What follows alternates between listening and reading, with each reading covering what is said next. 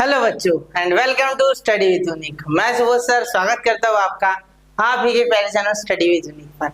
और आज इस लेक्चर में हम सिमिलर ट्रायंगल्स के बारे में सीखें, ठीक है। क्योंकि एक्सरसाइज 1.3 जो कि हमारे 10th standard Maharashtra state board geometry के सिलेबस के हिसाब से फर्स्ट चैप्टर सिमिलरिटी हमारा शुरू है, उसी के एक्सरसाइज 1.3 जो है पूरी सिमिलर ट्रायंगल्स के ऊपर बेस्ड है। और अगर आपने पहले से लेक्चर देखे तो आप जानते हो कि फर्स्ट लेक्चर में मैंने 5 से 10 मिनट सिमिलर ट्रायंगल्स और कॉन्ग्रुएंट ट्रायंगल्स, इनके डिफरेंसेस और इनकी सिमिलरिटीज क्या है ये बताने में ही पूरा टाइम 10 मिनट पूरा जो है वो इन्वेस्ट किया था, ठीक है।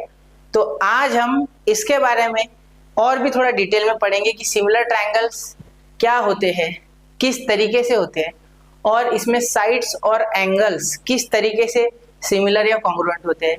और दूसरी बात कि हम ये भी आज पढ़ने वाले हैं कि सिमिलर ट्रायंगल्स को सिमिलर करने के लिए कौन कौन सी टेस्ट होती है, ठीक है। तो अगर ये लेक्चर आप एकदम नींबू निचोड़ के जैसे पानी में घोल के नींबू शरबत जैसे पी जाते हैं वैसे अगर पी गए तो 1.3 आप खुद से करोगे, वरना मुश्किल जाएगी, ठीक है। चलिए तो शुरू करते हैं इसी के साथ सिमिलर ट्रायंगल्स। आज हम बात करेंगे सिमिलर ट्रायंगल्स के बारे में। किसके बारे में? सिमिलर ट्रायंगल्स, ठीक है।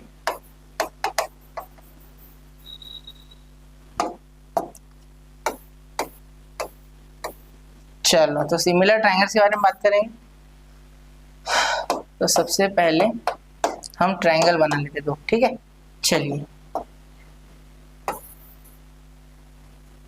इसी के जैसा दूसरा बना लेते हैं। चलिए दोनों को मोटा करते हैं, एक छोटा एक बड़ा चाहिए, ठीक है। तो ये छोटा कर लेते हैं, एक बड़ा कर लेते हैं, ठीक है। चलिए तो ये दो ट्रायंगल्स है, ठीक है। देखिए ये बिल्कुल अब देखने में बिल्कुल आपको लग रहा है कि अलग नहीं है, ठीक है, बिल्कुल सेम टू सेम है, लेकिन सेम टू सेम है, कॉन्ग्रुएंट नहीं है, ठीक है। क्योंकि देखो इसकी साइड छोटी है, इसकी साइड इसकी बड़ी है, इसकी छोटी है, ठीक है। साइड्स के बारे में अगर आप देखें तो क्या सर कुछ एंगल्स का फर्क है? अगर आपने पहला लेक्चर देखा है तो आप जानते हो कि इनके एंगल्स में ठीक है कोई अंतर नहीं होता है। अगर ये सपोज ये अगर सपोज x डिग्री है, ठीक है, तो ये भी x डिग्री है। ये अगर y डिग्री है तो ये भी y डिग्री है। ये अगर z डिग्री है तो ये भी z डिग्री है, z या z जो भी आप बोलो, ठीक है। तो ऐसा है, ठीक है। लेकिन यही अगर कॉन्ग्रुएंट होते तो सपोज मैं इसे कॉन्ग्रुएंट बना लेता है एक ट्रायंगल, ठीक है। ऐसे नाम अरे sorry same to same size का बनता है इसमें by default, system by default same to same size का बनाता है, ओके। यहाँ हम नाम दे देते हैं एलिमेंट, ठीक है। तो अगर ABC, देखो मैं फर्क वापस से बता रहा हूँ दोनों में, ये सिमिलर है इससे, ठीक है, और ये इस ट्रायंगल से कॉन्ग्रुएंट है, ठीक है। अब इन दोनों में फर्क देख लो, बहुत से बच्चे कंफ्यूज होते हैं इस चीजों में, ठीक है। देखो अगर triangle ABC is congruent to triangle LMN है, ठीक है, तो मैं बोल सकता हूँ कि side AB is equal to side LM या कॉन्ग्रुएंट, ठीक है। इक्वल टू कॉन्ग्रुएंट एक ही बात है। BC congruent to MN, AC congruent to LN, ठीक है। लेकिन अगर ऑन द अदर हैंड अगर ट्रायंगल ABC सिमिलर है टू ट्रायंगल PQR, सिमिलर का साइन ऐसा होता है, जो कॉन्ग्रुएंट के ऊपर लगता है ना उतना ही साइन सिर्फ एक सांप जैसा, ठीक है। चलिए तो यहाँ साइड्स को मैं कभी भी AB is equal to PQ नहीं लिख सकता, ये गलत है, ठीक है। क्योंकि यहाँ रेशो में होती है साइड्स, मतलब AB अपॉन PQ इसका जो रेशो रहेगा, मतलब AB PQ का जो भी रेशो रहेगा 1/2, 3/2, 4/2, ठीक है, is equal to BC upon QR का ratio is equal to AC upon PR का रेशो। समझ गए? मतलब यहाँ रेशो सबका सेम टू सेम रहेगा साइड्स का, ठीक है। चलिए तो यहाँ हम ये सबसे पहला अंतर समझते हैं, ठीक है। अब सर फिर क्या कुछ एंगल्स का फर्क होता है? नहीं, एंगल्स दोनों में इक्वल होते हैं। यहाँ अगर बोलो तो angle ABC congruent angle LMN अगर बोलते हो आप, ठीक है, तो यहाँ तो बिल्कुल सही है। Angle BAC congruent to angle MLN, ठीक है। उसके बाद angle BCA congruent to angle MNL, ठीक है। तो ये जो यहाँ है वो सेम टू सेम वहाँ वैलिड है, ठीक है। इसीलिए मैं थोड़ा सा कॉपी करने वाला इसे लिखने से अच्छा। ठीक है, क्योंकि ये मैं फर्स्ट लेक्चर में बता चुका हूँ। ठीक है, तो ये दोनों में सेम चीज है, ये दोनों में अलग है। ठीक है, समझ रहे हो? ठीक है, तो इन चीजों को मैं थोड़ा सा साइड में कर लेता हूँ। ठीक है, देखिए अब दोनों में डिफरेंस है। ठीक है, समझ गए? सिमिलर और कॉन्ग्रुएंट में क्या फर्क है? सिमिलर में इनकॉन्ग्रुएंट ट्रायंगल्स, ठीक है, साइड्स आर कॉन्ग्रुएंट। ठीक है, कॉन्ग्रुएंट यानी है इक्वल। ठीक है, इन सिमिलर ट्रायंगल्स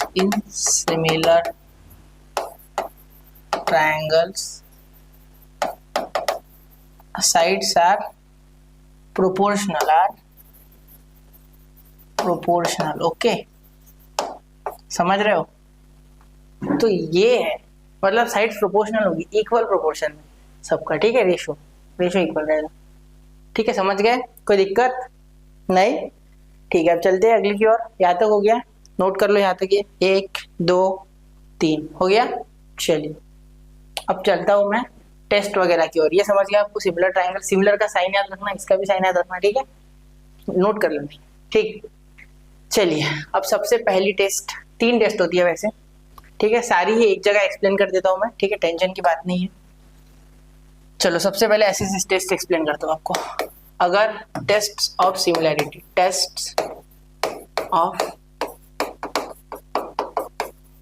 या ऐसे लिखते हैं टेस्ट फॉर सिमिलर ट्रायंगल्स,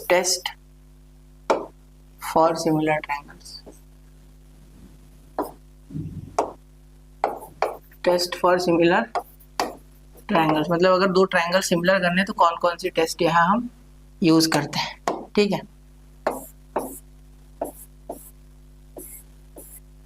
ठीक है, चलिए अब देखिए सबसे पहला जो टेस्ट है वो है SSS टेस्ट। ठीक है, तो देखिए यहाँ अगर एक ट्रायंगल ABC है और एक मिनट थोड़ा ढंग से बना लेते हैं, मुझे ज़्यादा ही छोटा हो गया, थोड़ा बड़ा सा। ठीक है, ये एक ट्रायंगल ABC है। ठीक है, इसी का एक ट्रायंगल दूसरा PQR है, जो साइज में तो सेम है। ठीक है, देखो ये ABC और ये PQR। ठीक है, तो अब देखिए ABC और PQR अगर सिमिलर है, ठीक है, एक दूसरे से सिमिलर है, मैं सिमिलर बोल रहा हूँ। ठीक है, मैं कॉन्ग्रुएंट नहीं बोल रहा हूँ, ये याद रखना। तो यहाँ अगर SSS टेस्ट लगानी है तो हमें क्या चाहिए? हमें चाहिए AB upon PQ is equal to, if AB upon PQ is equal to AC upon PR is equal to BC upon QR, then triangle ABC similar triangle PQR by SSS test. लेकिन तीनों sides का ratio equal चाहिए, तभी SSS test लगेगी, वरना नहीं। समझ गए मेरी बात? कोई दिक्कत नहीं होनी चाहिए, मुझे ऐसा लग रहा है। ठीक है, चलिए अब अगला,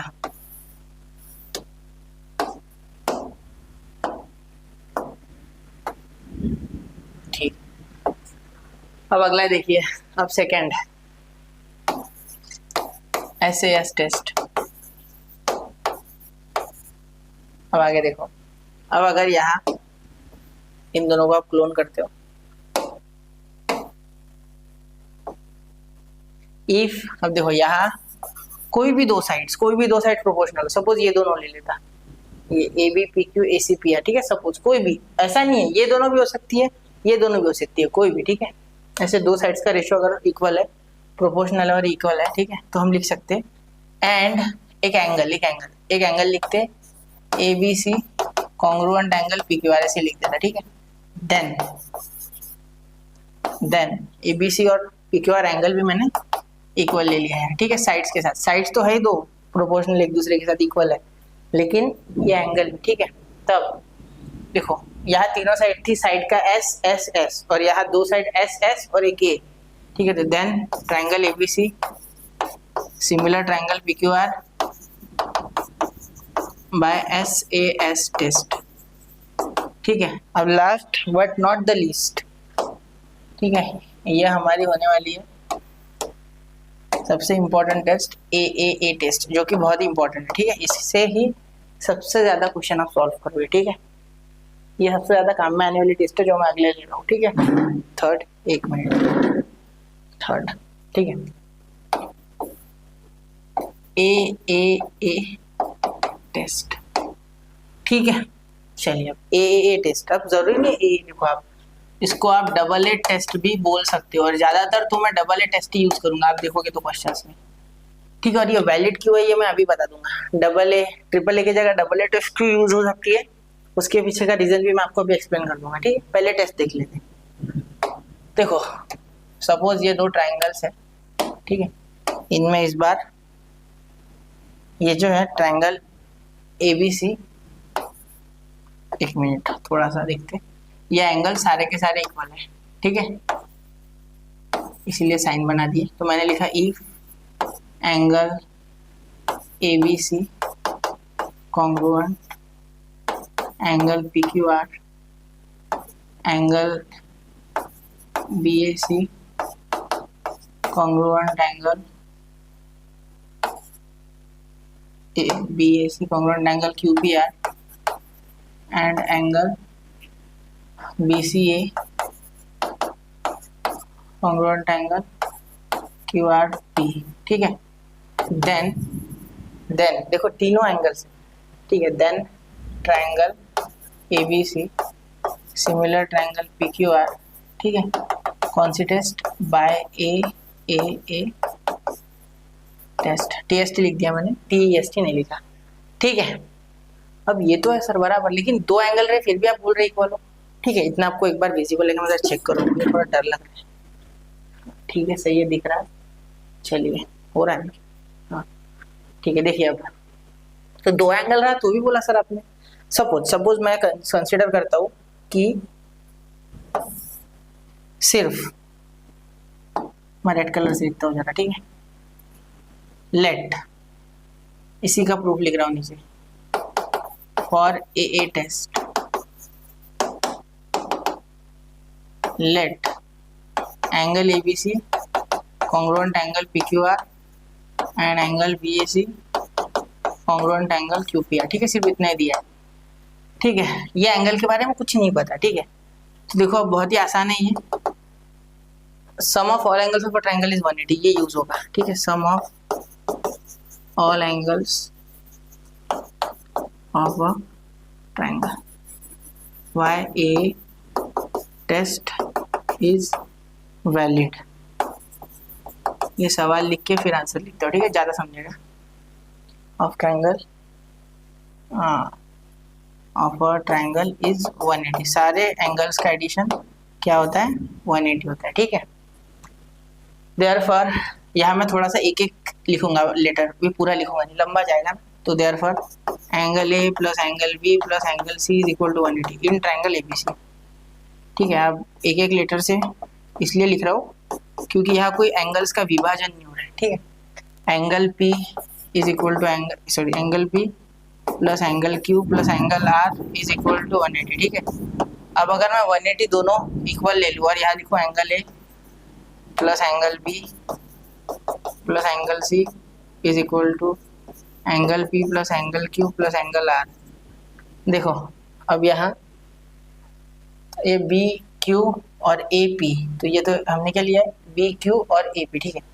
तो बी और क्यू, ए और पी, ये इक्वल है। तो यहाँ हम लिख सकते therefore angle C is equal to angle R, देखो आराम से होगी, angle C is equal to angle R, मतलब थर्ड एंगल तो इक्वल हो जाएगा। और एक रीजन बता सकता हूँ मैं, देखो हेंस प्रूव्ड,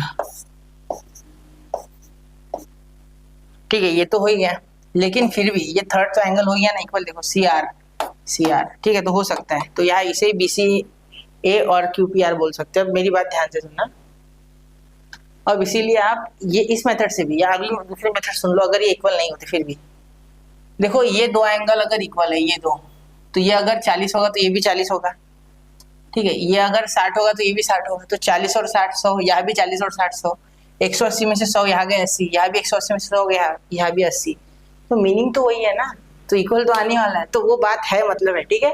तो जरा इसको ध्यान से देखना, ये आपको ज्यादा कहीं मिलेगा नहीं, ठीक। आप कभी सोचते हो इतना डिटेल में, वो आपकी गलती नहीं है, आप फिलहाल स्टूडेंट स्टेज में हो तो इतना आप नहीं सोचते हो, ठीक है। जैसे टीचर, मतलब मैं हर रोज यही काम करता हूँ तो मेरे दिमाग में सवाल आते रहते हैं, ठीक है। तो इसीलिए जरा और रिसर्च करते रहते हैं, तो समझ गए। बहुत आसान चीज है, ठीक है, लेकिन आप गौर कभी नहीं करते इस बात पे, ठीक है। चलिए, हो गया नोट, नोट कीजिए 1 2 एंड 3 हो गया। चलिए अब आगे, यहाँ खत्म नहीं हुआ अभी और अगर, अब यहाँ देखिए, यहाँ आप लिखोगे अब properties of similar triangle, properties of similar triangles, और एक नई चीज है ये, ठीक है। ये क्या है सर? अब ये बच्चा, ये भी कोई डिफिकल्ट चीज नहीं है, चीज यानी, हाँ चीज, सर भूख लग गई, नहीं मुझे लग गई, ठीक है। चलिए देखते हैं।